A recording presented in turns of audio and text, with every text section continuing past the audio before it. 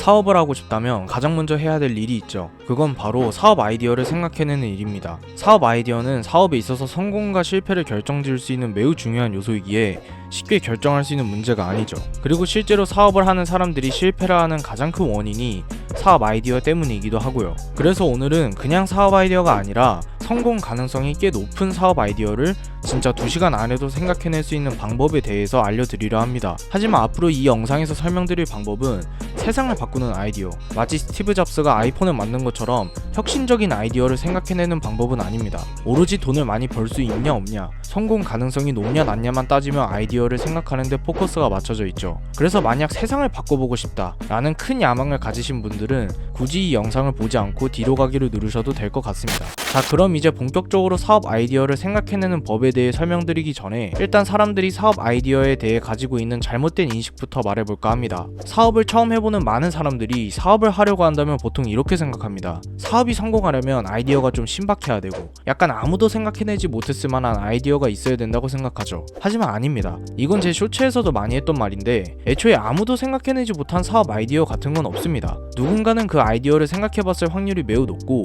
심지어 좀 그럴싸하게 생각을 했다면 이미 누가 하고 있을 가능성이 높죠. 진짜 사업 아이디어를 한번 생각해보고 누가 하고 있는지 찾아본 경험이 있다면 격하게 공감하실 겁니다. 정말 내가 생각해도 신박하다 생각해서 검색해봤는데 이미 누군가가 하고 있는 경우 생각보다 정말 많습니다. 전세계 인구 80억 명 중 아무도 생각해내지 못한 아이디어는 거의 없다고 봐도 무방하고, 범위를 좁혀서 대한민국 5천만 명 인구 중 아무도 생각해내지 못한 아이디어도 엄청 드뭅니다. 우리는 그냥 아무도 생각해내지 못한 아이디어가 아니라 아무도 생각해내지 못한 아이디어이면서도 성공 가능성이 있는 아이디어를 생각해내야 하는 거니까요. 만약 제가 자동으로 움직이는 AI 프라이팬 같은 물건을 만들었다고 했을 때 이 물건은 지금까지 아무도 만들지 않은 물건이었겠지만 아무도 사려고 하진 않겠죠. 그리고 애초에 아무도 생각해내지 못했고 정말 아무도 실행하지 않았다는 걸 확인한 아이디어를 떠올렸다 하더라도 그 아이디어의 성공 가능성은 매우 낮습니다. 아무도 실행하지 않은 사업이라는 뜻은 사람들이 그 사업의 존재 자체를 모른다는 것이기 때문에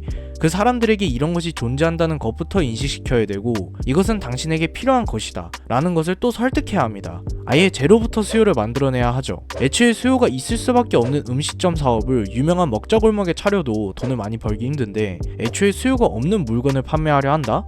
식당을 성공시키는 것보다 최소 5배는 힘들겠죠. 그러면 아무도 실행하지 않은 사업은 하지 말란 소리냐, 뭐 어떡하자는 건데 라는 생각이 드실 겁니다. 그래서 이제 성공 가능성이 높은 사업 아이디어를 생각해내는 방법에 대해 알려드리도록 하겠습니다. 일단 제가 앞서 아무도 생각해내지 못한 사업 아이디어 같은 건 없다고 말씀을 드렸죠. 그러면 역으로 이렇게 생각해볼 수 있습니다. 애초에 아무도 생각해내지 못한 사업 아이디어 같은 게 없다면 이미 있는 사업 아이디어에서 사업을 고르면 되는 것 아닌가? 그렇습니다. 우리는 아무도 생각해내지 못한 사업 아이디어를 생각할 필요가 없습니다. 애초에 웬만한 사업 아이디어는 세상에 다 나와있기 때문에 굳이 아이디어를 생각할 필요도 없고 수요를 제로부터 만들어야 되는 리스크를 지을 필요도 없죠. 그래서 우리는 역발상으로 이미 있는 사업 아이디어로부터 사업 아이디어를 생각해낼 겁니다. 그러면 어떤 사업 아이디어를 고르는 게 좋을까요? 이미 세상에 나와있는 사업 아이디어를 고르는 것이라면 이왕이면 성공한 사업 아이디어를 고르는 것이 당연히 제일 좋을 겁니다. 이미 성공했다는 지표가 있기 때문에 사실상 수요는 검증됐다고 볼 수 있기 때문이죠. 예를 들어 배달의 민족을 봅시다. 배달의 민족은 우리 집 주변에 있는 배달 가능한 식당을 보기 좋게 정리해서 보여주고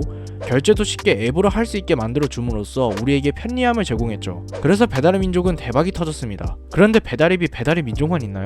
배달통도 있고 요기요도 있고 쿠팡이츠도 있죠. 위 앱들은 사실 배달의 민족이 성공하는 모습을 보자마자 바로 우리도 해야겠다 하면서 따라 만든 사업들입니다. 그리고 이들도 생존하는 데 성공하여 배달의 민족만큼은 아니지만 충분히 많은 돈을 벌어들이고 있죠. 아니, 남이 성공한 아이디어를 그대로 따라하는 건 도덕적으로 안 좋은 행위 아니야? 남의 이익을 갈취하는 거잖아 라는 생각이 드실 수도 있습니다. 하지만 자본주의적 관점에서 봤을 때 이것은 매우 자연스러운 현상입니다. 남이 돈을 번 방법을 봤다면 나도 한번 따라해보는 것은 사실상 당연한 행위이고, 남이 사업을 따라하는 것이 맨 처음 사업을 하는 그 당사자에게는 안 좋은 영향으로 받아들여지겠지만 오히려 소비자들에게는 좋은 영향을 끼칩니다. 경쟁사가 존재함으로써 소비자들은 기존의 선택지에서 선택지가 하나 더 늘은 것이고, 이 경쟁사들은 자신의 매출을 더 높이기 위해 서로 경쟁하며 소비자들에게 혜택을 주기 때문이죠. 그래서 사실 남의 사업을 그대로 따라한다는 것에 죄책감을 느낄 필요까지는 없다고 생각합니다. 하지만 그냥 이미 성공한 사업 따라하시면 됩니다. 이런 식으로만 말하고 이 영상을 끝낸다면 너무나도 뻔한 영상이 되겠죠. 이 사실을 모르고 있어서 사업을 안 하고 계시는 게 아닐 테니까요.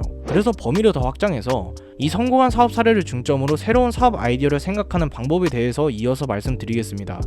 제가 방금 예시로 배달의 민족을 들었죠. 그런데 배달의 민족은 왜 성공했을까요?